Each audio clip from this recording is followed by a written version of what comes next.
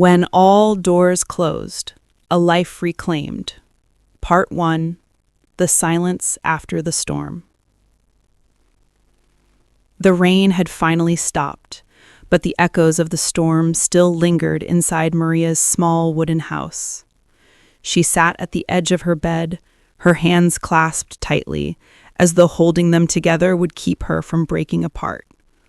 The world outside smelled of wet earth and fresh beginnings, yet for Maria it felt like another reminder of what she had lost. At 72, Maria had lived long enough to know that life rarely turned out the way one imagined. She had raised 3 children in this very house.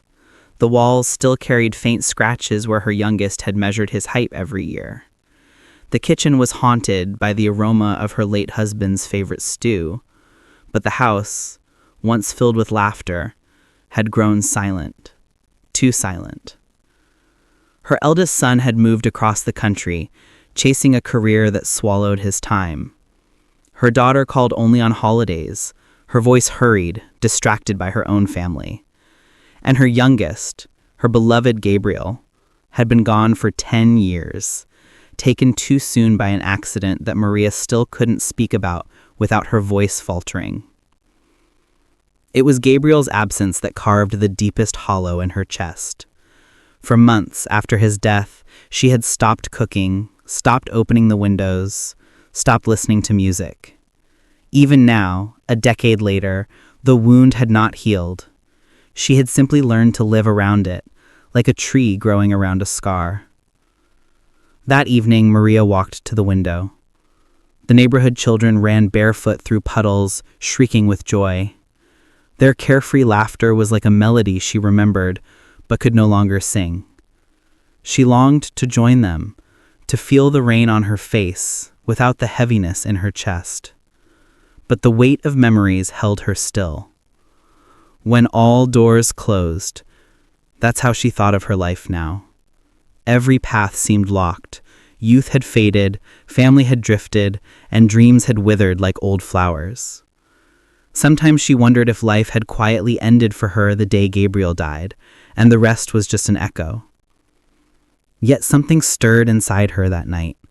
She pulled open a drawer and took out an old wooden box, the one Gabriel had given her on her birthday years ago. Inside were letters, his letters, written in his messy handwriting, folded carefully. She had not read them in years, afraid that opening them would unravel her fragile calm. With trembling fingers, she unfolded the first one. "Mama," it began. "Don't ever stop living your life for me.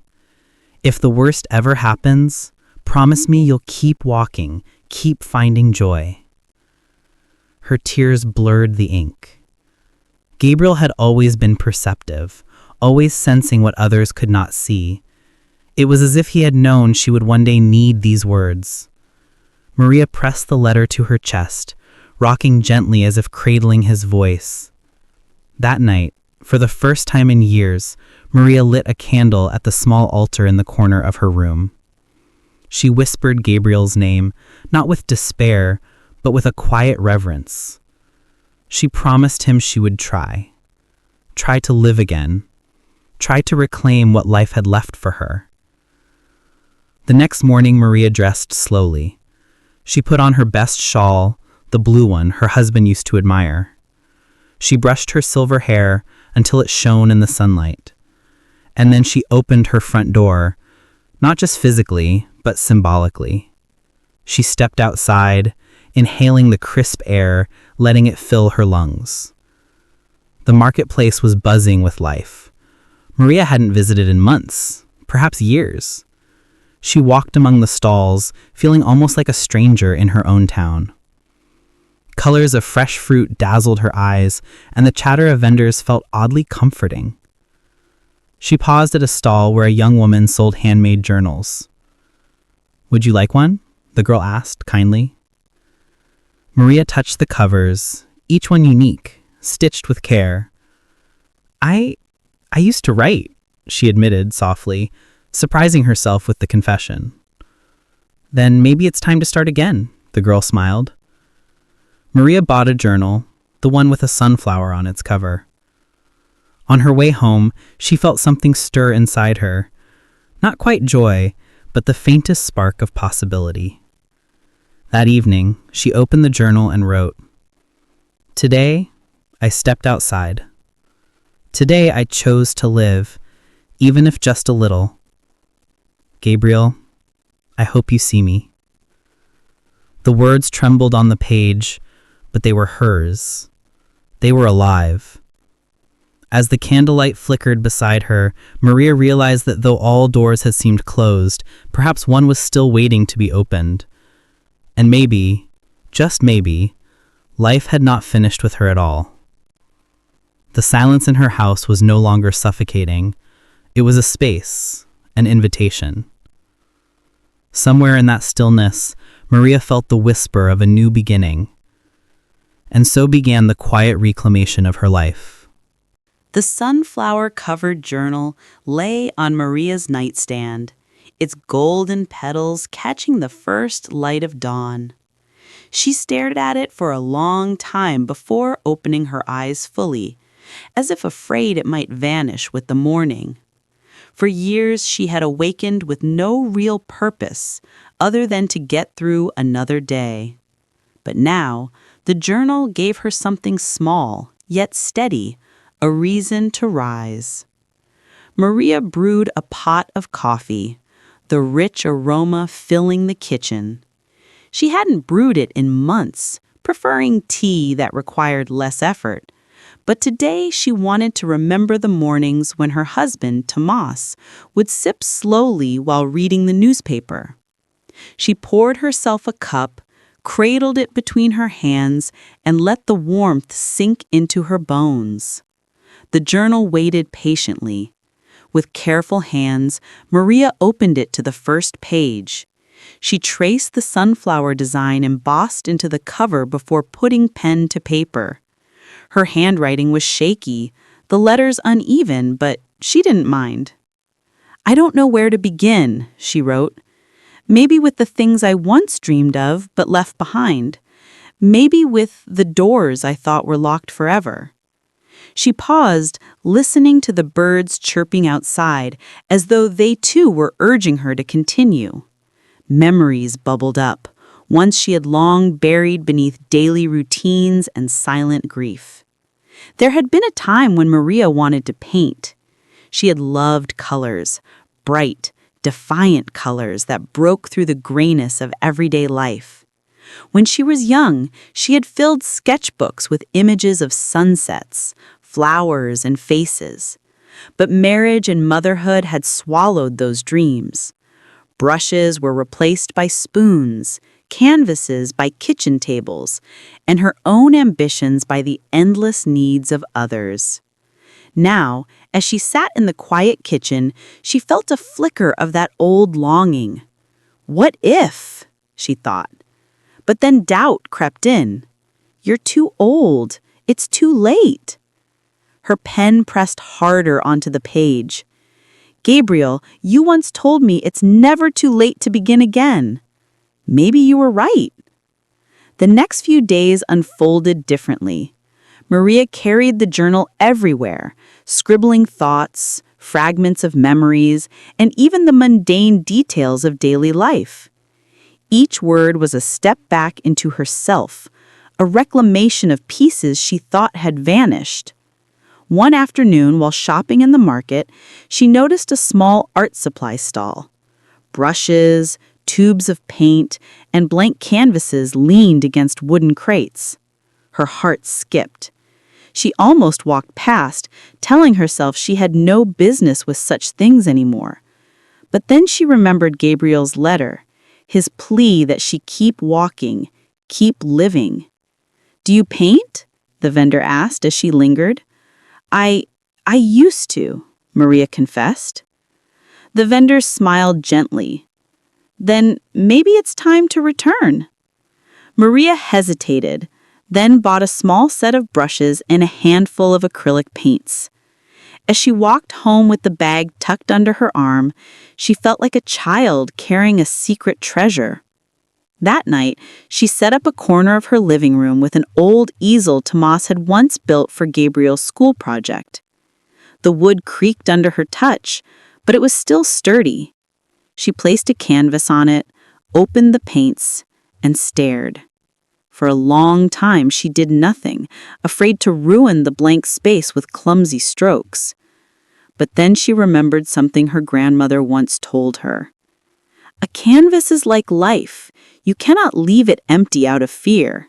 You must dare to mark it, even if it's imperfect. With trembling hands, Maria dipped her brush in yellow paint.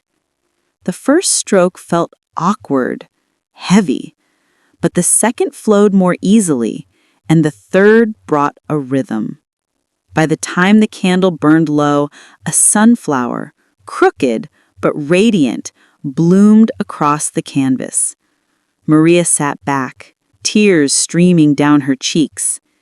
It wasn't perfect, but it was alive, and in that imperfection, she saw herself. The following morning she wrote in her journal, "Last night I painted. I felt Gabriel's presence in every stroke, Tomas's laughter in every shade of yellow. For the first time in years, I felt alive." Word spread quickly in the neighborhood. Her neighbor Rosa, who often stopped by with bread, noticed the paints and asked about them. Maria showed her the sunflower painting, embarrassed by its flaws. But Rosa gasped softly, "It's beautiful, Maria. You should keep going." Encouraged, Maria painted more. Each day became a ritual, writing in the journal at dawn, painting in the afternoon, and lighting a candle for Gabriel at night. Slowly her house began to change.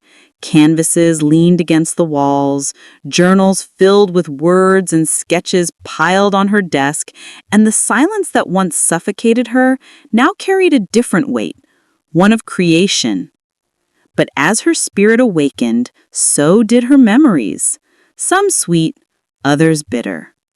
Painting brought back the pain of Gabriel's absence, the ache of Tomas's passing, the loneliness of children who had drifted away. Sometimes she would stop mid-brush, overcome by tears, the canvas blurring before her. One evening, unable to sleep, she wrote, "Why is it that when I open one door, I must face the ghosts waiting behind them? Perhaps reclaiming life means confronting them, not avoiding them." The words unsettled her, but they also gave her courage. She realized her journey was not just about painting or journaling. It was about facing the shadows she had long locked away. Days later, as if fate itself had heard her thoughts, a letter arrived in the mail. It was from her daughter, Elena. The envelope was smudged, the handwriting hurried. Inside, the words were brief. "Mama, I'm sorry for being distant. Life has been complicated, but I miss you. Could I come visit soon?" Maria pressed the letter to her lips, her hands trembling. A door she thought forever closed was creaking open. The thought of seeing Elena again both thrilled and terrified her. Would they speak honestly about the years of distance? Could they heal what had been broken? That night, Maria stared at the sunflower painting. She realized it wasn't just a flower. It was a symbol of resilience, of turning toward the light even after storms. And maybe, just maybe, it was time for her family to find that light too. She whispered into the candlelit room, "Gabriel, give me strength. Tomorrow I'll write Elena back. Tomorrow I'll open another door."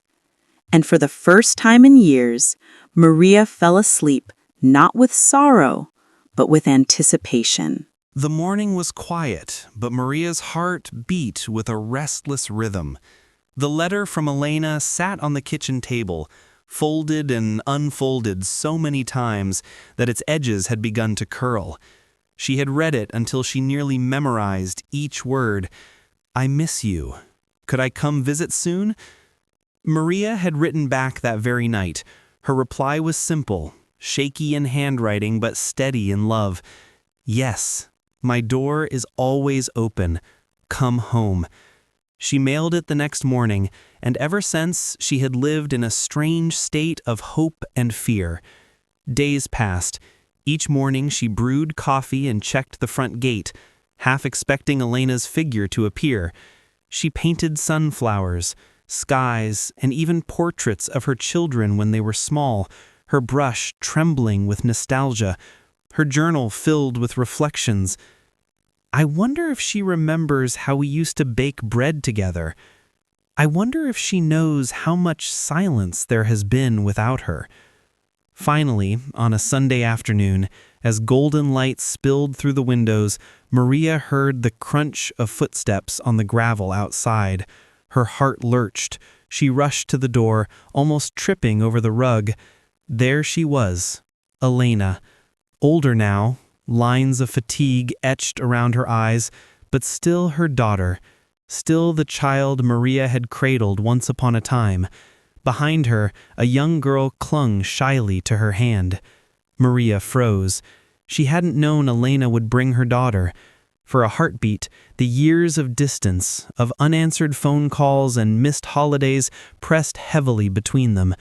But then Elena whispered, "Hi, Mama," her voice breaking, and all the barriers seemed to collapse.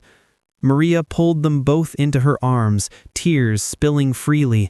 The little girl, startled at first, soon nestled against her grandmother's shawl. For a long moment, 3 generations stood in the doorway, bound by silence and heartbeats. Inside, the house felt different with Elena there. They sat at the kitchen table where Maria had laid out bread and soup. Conversation was hesitant at first, filled with pauses and unspoken words.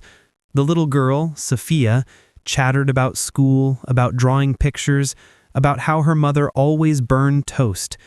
Her innocence filled the gaps that Maria and Elena couldn't yet bridge. When Sophia ran outside to play with the neighbor's cat, Elena finally spoke. "Mama, I'm sorry. I've been so far away. I thought you didn't need me anymore." Maria's eyes widened. "Didn't need you? Elena, you are my daughter. I've needed you every day." Tears pooled in Elena's eyes. "After Gabriel died, you closed yourself off. I didn't know how to reach you. And then life just swept me away." Maria reached across the table, covering Elena's hand with hers. "I know. I shut the world out. I lost myself, and I lost you too. But I don't want to keep losing." For the first time in years, mother and daughter allowed themselves to weep together, not apart. Their grief mingled, but so did their hope. That evening, Maria showed Elena the sunflower painting. She said quietly, "I started again, painting, writing, living." Elena touched the canvas with reverence. "It's beautiful, Mama. It feels alive." Sophia wandered back in, holding a small flower she had picked. "Grandma, can you paint this?" she asked with a shy smile. Maria knelt down, taking the tiny flower into her wrinkled hands. "Yes, sweetheart. I'll paint it tomorrow, and maybe you can paint with me." The little girl's laughter rang like bells through the house. For 3 days, Elena and Sophia stayed. The house that had been so silent came alive with footsteps, laughter, and the soft hum of conversation. Maria cooked meals she hadn't made in years, pulling out old recipes Elena remembered from childhood. At night, they sat around the table, telling stories, some joyous, some sorrowful, but all healing in their honesty. The second evening, Elena confessed quietly, "I was afraid to come, afraid you would turn me away." Maria shook her head firmly. "When all doors closed, Elena, you were always the one door I prayed would open again." Those words seemed to lift something heavy from Elena's chest. But as the visit drew to a close, Maria felt a pang of fear. What if Elena left and the silence returned? What if this brief reunion was all she would have? She wrestled with those thoughts as she watched her daughter pack their bags. On the morning of their departure, Sophia hugged Maria tightly. "I'll come back, Grandma. I promise." Elena lingered at the door, eyes shining. "Mama, thank you for opening your door again. I'll call more, visit more. I want Sophia to know you. I want we to find each other again." Maria kissed her daughter's forehead. "Then let's not wait for years. Let's start now." When they left, the house was quiet once more, but it no longer felt empty. Maria sat at her easel, painting the little flower Sophia had given her. The petals took shape, delicate yet resilient. In her journal, she wrote, "Elena came. She brought Sophia. For the first time, I see the possibility of healing, of love returning. The silence is no longer my enemy. It is simply the space waiting to be filled with voices again." As the candle flickered beside her, Maria whispered into the room, "Gabriel, did you see? Your sister came home. Your niece is beautiful. Maybe this is how you send me hope from beyond the closed doors." That night, Maria dreamed of doors opening, not just one, but many, each leading to a place of light. And when she awoke, she knew her journey was only just beginning. The days after Elena and Sophia's visit felt both full and hollow. Maria walked through the house, touching the places where laughter had recently bloomed. The chair where Sophia had sat swinging her legs, the corner where Elena had folded laundry while humming softly. For the first time in years, the silence no longer pressed against her chest like a weight. It was gentler, tinged with memory and expectation. She painted daily. The flower Sophia had given her was finished, delicate white petals against a deep green background. Maria hung it above her bed, a reminder that hope could be carried in even the smallest of gifts. But with hope came something else, shadows she had long ignored. One evening, while leafing through old photographs to show her neighbor Rosa, Maria stumbled upon a picture she hadn't seen in years. It was of Gabriel, laughing, his arm draped around Elena, his eyes full of light. The image struck her like a blow. She excused herself, retreated to her bedroom, and sat on the edge of the bed clutching the photo until her knuckles turned white. The grief she thought she had tamed rose up with violent force. Her chest tightened. She whispered his name again and again, as though speaking it could summon him back. Tears blurred the photo until Gabriel's face seemed to dissolve into shadows. That night, she wrote in her journal, "I thought I was healing, but the past still clings to me like a storm. How can I reclaim life if every step forward drags his memory behind me?" Sleep evaded her. Instead, Maria sat by the candlelit altar, staring at the flickering flame.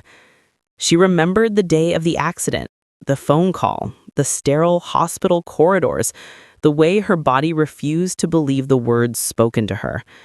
For years, she had buried the details, but now they returned with sharp clarity. The next morning, Maria's hands shook so badly she could barely hold her paintbrush.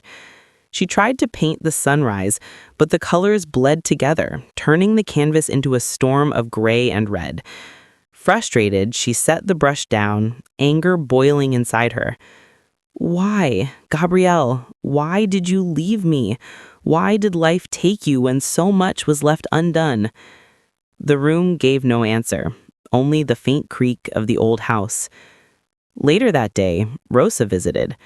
She noticed the stormy canvas, the untouched cup of tea, and the fatigue in Maria's eyes. "You're remembering again, aren't you?" Rosa said gently. Maria nodded. "It feels like every time I try to move forward, the past pulls me back."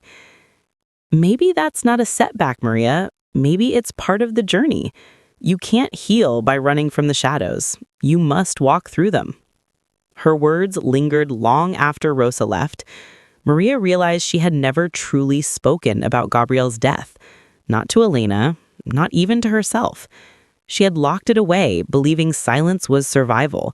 but perhaps silence had only deepened the wound. That night, Maria opened her journal and forced herself to write the story she had avoided for 10 years. She wrote about the phone call, the trembling in her hands, the disbelief that shattered into despair. She wrote about standing by his coffin, unable to breathe. She wrote about the way her family had drifted apart, each carrying grief alone instead of together. The words poured out in jagged lines, stained with tears.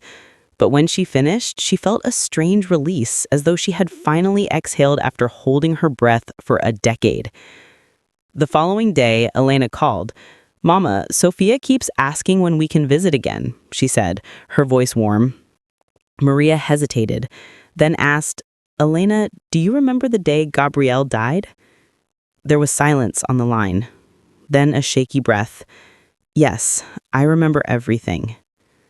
For the first time, mother and daughter spoke openly about that day.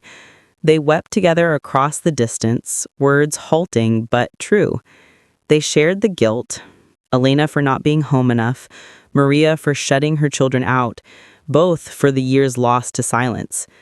When the call ended, Maria felt both exhausted and lighter. She returned to her easel and with steady hands began painting again. This time she painted not sunflowers or delicate blossoms, but a storm, dark clouds breaking apart to reveal a burst of light. As the painting took shape, she realized something. Grief would never leave her, but it did not have to define her. The shadows would always linger, but so would the light. In her journal, she wrote, "Today I faced the shadows. I wrote them, I spoke them, I painted them. They are part of me, but they do not own me. If all doors closed that day, maybe I have begun to open one at last." That evening, Maria sat at the altar again, lighting her candle. But this time, instead of begging Gabrielle to return, she whispered, "Thank you for the years we had. Thank you for reminding me to live."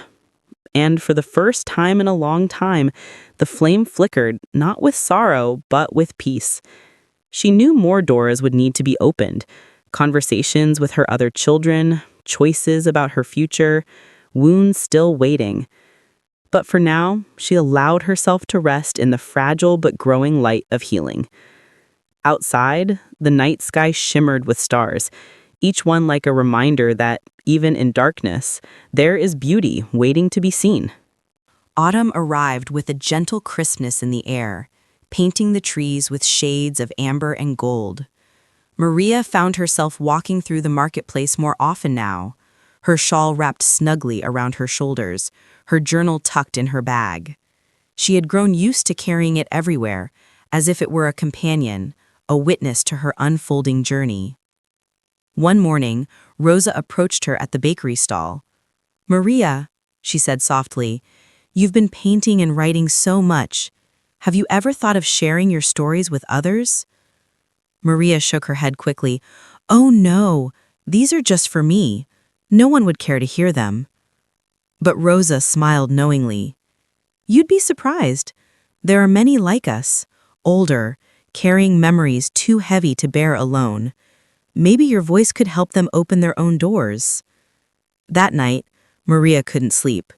She sat at her desk, her journal open, staring at the words she had written about Gabriel, about Elena, about the shadows she had faced. Rosa's suggestion echoed in her mind. Could her pain, her healing, truly mean something to others? The idea frightened her, yet it also sparked a quiet excitement. The following week, the town library announced a small community gathering for seniors, an open evening where anyone could share stories, poems, or songs. Rosa nudged Maria gently. "Come, just bring your journal. If you don't speak, that's fine, but maybe you will." Maria almost said no, but on the night of the event, she found herself standing outside the library, her hands trembling as she clutched her sunflower journal. The building glowed warmly against the dark sky, voices drifting from inside. She stepped through the doors. Inside, a small circle of chairs was arranged, filled with men and women her age, some older, some younger. The room buzzed with anticipation, yet carried a tenderness too. A woman with silver braids read a poem about her childhood by the sea. An elderly man sang a song his mother used to hum while working in the fields. The voices rose and wove together like threads in a tapestry of memory. When it was Maria's turn, she froze. Her heart pounded. She almost passed the journal to Rosa, but then Gabriel's words came back to her. Promise me you'll keep walking, keep finding joy. Maria stood slowly. Her voice trembled at first, but steadied as she began to read from her journal. There was a day I thought all doors had closed. My house was filled with silence, my heart with grief. I thought life had ended the moment my son left this world, but slowly I learned that silence can be a beginning too. That even in shadows there are seeds of light. I am learning to live again, to paint, to forgive, to open doors I once shut. When she finished, the room was silent for a moment. Then gentle applause rose, followed by murmurs of agreement. A woman with silver braids reached for her hand. "Thank you," she whispered, her eyes wet. "You said the words I've been carrying for years but never spoken." Others came forward too, sharing their grief, their regrets, their small victories. Stories spilled into the room like rivers converging into an ocean. Maria listened, tears streaming, realizing she was not alone. None of them were. That evening, she changed her. She walked home under the autumn sky, her steps lighter, her heart fuller. For the first time, she understood that her story was not just her own, it was part of something larger, a shared human struggle, a shared resilience. The following weeks, Maria began attending the gatherings regularly. She brought new pages from her journal, new paintings to show. The sunflower painting, once private, now hung in the library hall as a symbol of hope. She became known not just as a grieving mother, but as a woman reclaiming her life and helping others do the same. Elena called more often, sometimes joining the gatherings when she could. Sophia would sit on her grandmother's lap, listening wide-eyed to the stories.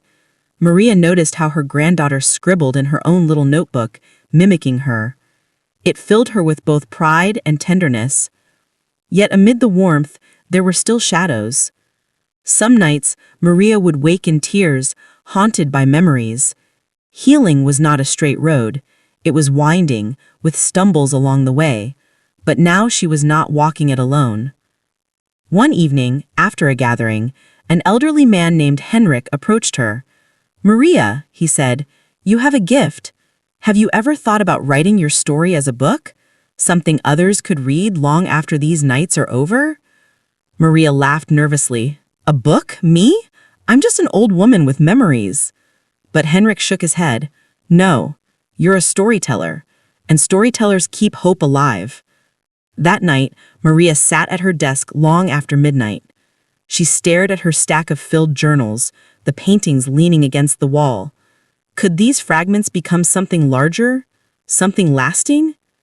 In her latest entry, she wrote, "I once believed my story ended with loss, but perhaps it is only beginning. Perhaps when all doors closed, another one quietly waited for me to notice. Maybe that door is not just for me, but for others who need to walk through it as well." As she blew out the candle, Maria felt a stirring unlike anything she had known in years. It was not merely survival, it was purpose. And with that thought, she finally drifted into peaceful sleep, her dreams filled not with shadows, but with voices, voices gathered together, rising like a choir, carrying her story into the light. Winter crept quietly into the town, frosting rooftops and dusting the cobblestones with silver. The air was sharp, the kind that bit at the lungs. But Maria found herself walking more often than ever. Each breath she drew in the cold air felt like proof. She was alive. She was still walking. Inside her home, warmth bloomed. Canvases leaned against the walls, journals piled high on her desk. The once silent house now seemed to hum with a quiet energy, as though the walls themselves had absorbed her return to life. Henrik's words about writing a book would not leave her. Night after night, Maria would open her journal, reread passages, and imagine them stitched together into something larger. At first, the thought terrified her. Who was she to write a book? But then she remembered the faces of those at the gatherings. The woman who whispered, "You said the words I've been carrying for years." Perhaps it wasn't about being an author. Perhaps it was about being a witness. One evening, Elena and Sophia visited again. Over tea, Maria shyly mentioned the idea. "I've been thinking of putting my story together, not just for me, but for others who feel as lost as I once did." Elena's eyes softened. "Mama, that's beautiful. You should do it. I'll help however I can." Sophia clapped her hands. "Grandma, can I draw pictures for your book?" Maria laughed, her heart swelling. "Of course, my little one. It will be our book." With their encouragement, Maria began. She set up a small corner by the window as her writing space, where light streamed in during the day. Each morning she brewed coffee, opened a fresh notebook, and began copying passages from her journals. She didn't polish them too much. She wanted the raw truth, the unsteady handwriting of her heart. The book grew slowly, chapter by chapter. She wrote about her childhood dreams of painting, her marriage to Tomas, the years of raising children, the storm of Gabriel's loss, the silence that followed, and the fragile steps toward reclaiming life. Some days were harder than others. Revisiting old pain left her drained. More than once she pushed the notebook aside, whispering, "It's too much."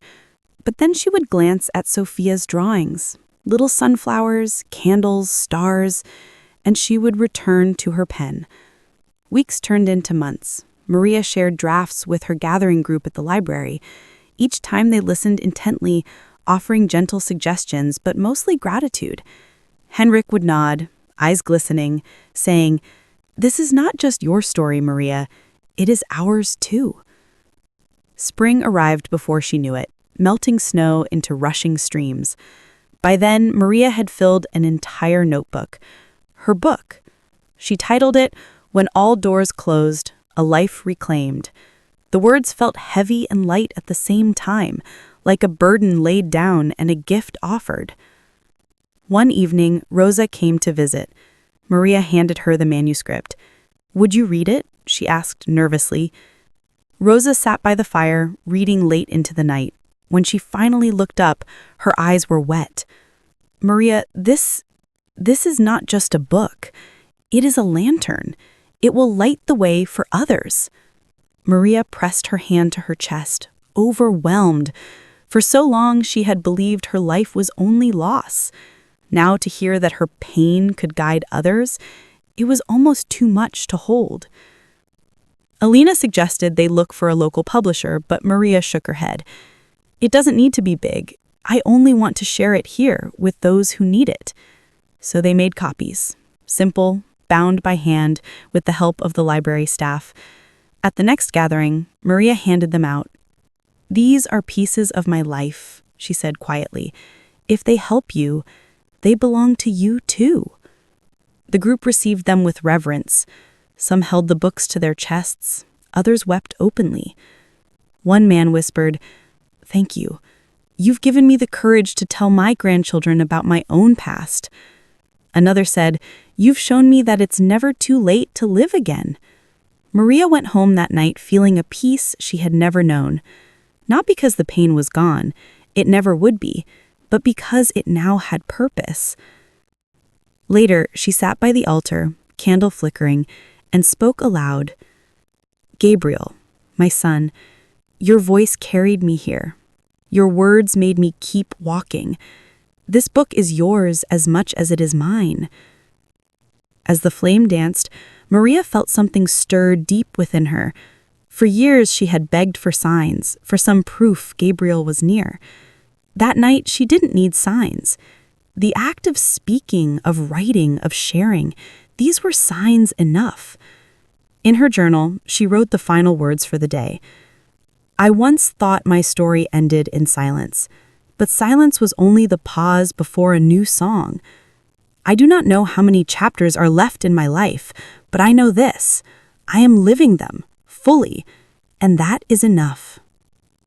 Outside, spring rain began to fall, soft and cleansing. Maria watched from her window, the journal open on her lap, the sunflower painting glowing faintly in the candlelight. For the first time in years, she no longer feared the closed doors. She had learned that every ending carried within it the seed of a beginning, and her life, reclaimed piece by piece, was proof of that truth. Summer returned with its golden heat, and with it came a sense of fullness in Maria's life. The book she had stitched together, once meant only for herself, now circulated quietly among the townsfolk. She never advertised it, never sought praise, yet copies found their way into hands that needed them. One afternoon, as she sat beneath a blossoming tree near the marketplace, a woman she didn't know approached timidly. She held Maria's book to her chest. "Are you Maria?" the woman asked. Maria nodded, uncertain. The woman's voice trembled. "I lost my daughter last year. I thought I'd never breathe again. Then someone gave me this. Your words, they saved me. They made me believe I could keep walking." Tears welled in Maria's eyes. She reached out, clasping the woman's hands. "We walk together now," she whispered. That moment crystallized something inside her. Her story was no longer hers alone. It had become a light passed from one weary soul to another, a lantern guiding through darkness. The gatherings at the library grew larger. Younger people began attending too, curious grandchildren, students, even local writers, listening with reverence as elders shared. Maria often noticed how their eyes widened, as though they were hearing for the first time that pain and resilience were two sides of the same coin. Sophia would sit proudly beside her grandmother, sometimes reading her own little stories aloud. Though childish and simple, her words carried innocence that softened the heaviness in the room. One evening, after Sophia finished, Henrik leaned toward Maria. "She has your gift. The light has already begun to pass." Maria smiled, her heart swelling with both pride and gratitude. Yet with growth came new challenges. Maria felt her age more keenly, the stiffness in her joints, the weariness that came after long days. Some mornings she struggled to rise from bed, wondering if she had the strength to continue. But each time doubt threatened, a letter or a visit from someone touched by her story reminded her why she must go on. One such letter came from a man in a nearby town. He wrote, "I buried my wife last spring. I thought I'd follow her soon after, but then I found your book. Your journey mirrored mine. You showed me there can still be seasons ahead, even when the one I love is gone. For the first time, I feel like I can plant something new." Maria pressed the letter to her chest, her eyes burning with tears. A book of pain turned into seeds of hope, she thought. This is Gabriel's gift carried through me. Elena encouraged her mother to consider speaking at a larger event in the city. "There are so many who need to hear your voice, Mama, not just here, but everywhere." But Maria hesitated. The thought of standing before strangers frightened her. "I am no speaker. My voice belongs in small circles where eyes meet and hearts listen." Still, Elena persisted gently. "You underestimate yourself. Your story is bigger than you know." After much thought, Maria agreed, but only if Sophia came with her. When the evening arrived, they traveled together to a community center in the city. The hall was filled with rows of chairs, faces young and old, waiting. Maria's hands shook as she stepped onto the stage, her journal in hand. She began softly, recounting the silence that once consumed her home, the darkness of losing Gabriel. Her voice wavered, but steadied as she spoke of painting sunflowers, of Rosa's encouragement, and finding her voice again. At one point, Sophia walked to her side and slipped her small hand into her grandmother's. The audience let out a collective sigh. Strength surged in Maria, and her words flowed with clarity. "When all doors closed, I thought life had ended. But I learned that even closed doors cannot stop light from entering through a crack. My story is not just survival, it is proof that hope waits, even in the darkest halls. If you carry grief, know this, you are not alone, and your steps still matter." When she finished, silence filled the hall, followed by thunderous applause. Some wept openly, others nodded in quiet reverence. Maria bowed her head, overwhelmed. She had feared being too small, too fragile, But in that moment she felt the truth. Fragility itself could be strength. The following months brought new connections. Letters arrived from distant towns, a teacher requested copies of her book for her students, a small hospice asked Maria if she would come speak to families of the dying. Each request humbled her, reminding her that her pain had become service. But Maria remained grounded in the simple. She still tended her garden, painted in the mornings, and walked to the market. She still lit candles for Gabriel at night. Her life had not become extraordinary, it had simply become shared. One evening, as she and Sophia watered the flowers, the little girl asked, "Grandma, when you're very old, will I tell your stories for you?" Maria's throat tightened. She knelt, cupping Sophia's face. "Yes, my love, that's how stories live. We pass them like torches, from hand to hand." Sophia beamed, as though entrusted with a sacred treasure. In her journal that night, Maria wrote, "I am not afraid of the end anymore. I have walked through endings and found beginnings hiding within them. My story is not mine alone. It is a thread woven into many. When I am gone, may the light continue through those who carry it after me."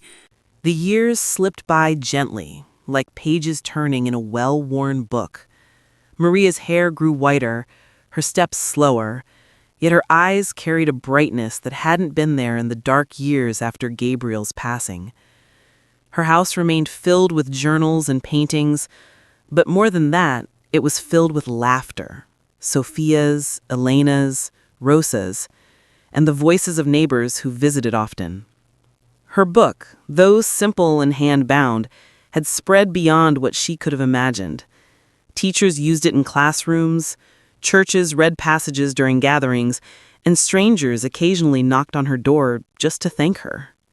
Maria never sought fame. She only ever wanted to plant seeds of hope.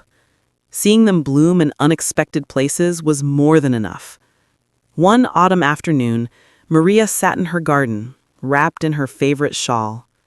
The sun was low, casting a golden glow over the sunflowers that still grew tall in the corner. Sophia, now a young woman, sat beside her sketching. "Grandma," Sophia said suddenly, "do you ever regret writing it all down, reliving the pain?" Maria considered the question, gazing at the horizon. "No, my love. Pain loses its power when we speak it. Silence is what made me a prisoner. Telling my story set me free, and maybe freed others too." Sophia nodded, her pencil moving across the page. "Then I'll keep telling stories too. Maybe not yours exactly, but mine and others. It feels like carrying the torch." Maria smiled. Her granddaughter had grown into the very light she once thought she'd lost. Winter came, harsher this time. Maria felt her body tire more quickly. She spent longer hours by the fire, shorter walks to the market. Still, she attended the library gatherings whenever she could, though now she often listened rather than speak. She cherished watching new voices rise, younger ones carrying the tradition forward. One evening, Henrik, frailer than before, turned to her and said, "You see, Maria? The circle is larger now because you dared to open your mouth that first night. You gave us permission to speak." Maria squeezed his hand. "No, Henrik. We gave each other permission. That's the gift of gathering." As spring returned once more, Maria sensed her body weakening further. She did not fear it. Instead, she prepared. She organized her journals, labeled her paintings, and left letters tucked into pages for Elena and Sophia to find. Each letter carried not instructions, but blessings, reminders of love. One morning, she asked Sophia to bring her the sunflower painting, the very first one she had painted after Gabriel's death. The colors had faded slightly, but the vibrancy remained. Maria traced the petals with her fingers. "This painting saved me," she whispered. "Promise me, Sophia, you'll keep it close. Let it remind you that from darkness, beauty can still grow." Sophia's eyes glistened as she nodded. "I promise, Grandma." On her last spring evening, Maria asked Elena and Sophia to sit with her in the garden. The sun was setting, painting the sky in hues of orange and lavender.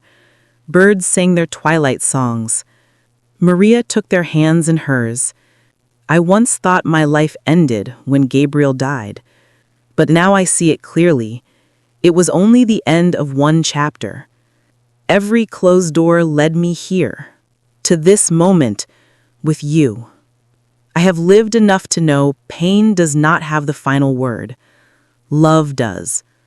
Always love.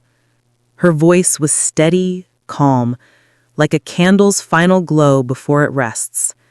Elena and Sophia held her as tears rolled down their cheeks. Maria looked at Sophia and smiled faintly. Carry the light, my little one. Let the doors you find never frighten you. Remember, they can always be opened. That night, Maria slipped quietly into sleep, her breathing slowing, her hands still holding those of her daughter and granddaughter. And in that stillness, with love surrounding her, she crossed gently into silence. The following days, the town mourned her passing, but it was not a mourning of despair. It was one of gratitude. The library dedicated a corner to her memory, displaying her journals, paintings, and the sunflower that had become her symbol. At the next gathering, people shared not just their own stories, but also how Maria's courage had shaped them. Sophia stood before the circle, holding her grandmother's book. Her voice trembled, but then grew steady, echoing Maria's strength. My grandmother showed us that no matter how many doors close, there is always one waiting to be opened. Tonight, I carry her story forward, not as an ending, but as a beginning. The group listened in silence, some weeping softly, others nodding. The torch had indeed been passed. Years later, Sophia would become a storyteller herself. She wrote, she painted, she spoke in gatherings far beyond their small town. And each time, she carried Maria's sunflower with her, a reminder of resilience, of reclaimed life, of love that outlives loss. And somewhere beyond time, in a place no closed doors could reach, Maria's voice lingered still, warm and steady,